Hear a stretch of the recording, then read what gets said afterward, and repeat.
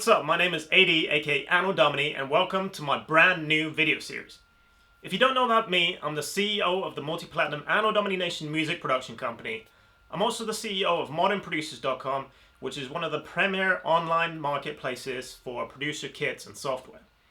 Now, I've spent over a decade in the music industry and I've worked with artists like 50 Cent, Snoop Dogg, Rick Ross, Wu-Tang Clan, and companies like Coca-Cola, Adidas, BMW, and a whole lot more.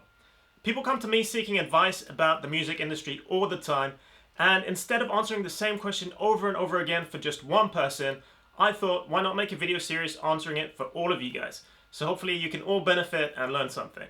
The way it works is you post your questions underneath the videos, and I'm going to do my best to answer every single one of them. And I'm going to pick just one question to make a new video topic out of each time.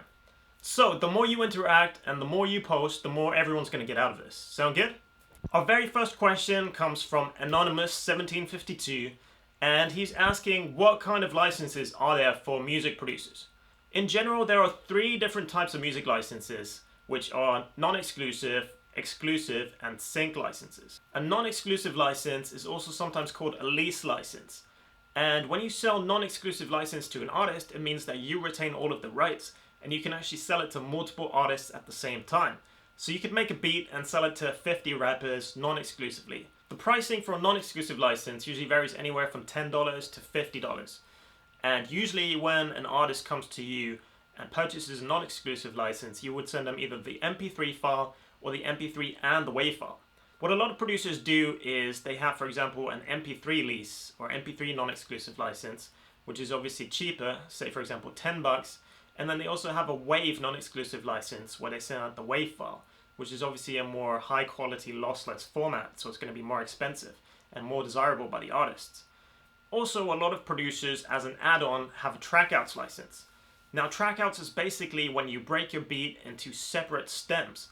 Stems being the individual instruments in the beat, so for example the kick, the snare, the hat, the bass, the piano, and so on. And usually what producers do is they export those in WAV format and then zip all of those files together and sell them as a trackouts add-on. Usually a license, a non-exclusive license with trackouts would add another 30 or 40 or 50 bucks on top of that. So even though a non-exclusive license is the most basic, simple form of a license, you can actually break it down into separate steps. So you can do the MP3 license, you can do the WAV license, and then the trackouts add-on. The second type of license is the exclusive license. Now when you sell a beat with exclusive rights, what that means is that you're basically selling that beat to just one single artist. It means that you should mark the beat as sold and it cannot be licensed, whether non-exclusively or even just for non-profit use anymore. Obviously, artists are going to much prefer buying exclusive rights from you because it means that the beat is theirs only and they're not going to have 20 other rappers with the same beat on their albums or projects. But obviously it's a question of budget and how much they can afford, because usually exclusive rights is a lot more expensive than non-exclusive rights because you're basically passing on the ownership of that beat and you can't sell it anymore or monetize it in any other way. So I would advise that if you're a beginner producer, you would probably sell your exclusive rights for around 50 to 100 bucks. If you're a bit more advanced and serious, if you've been putting out beats for a few years, maybe 300.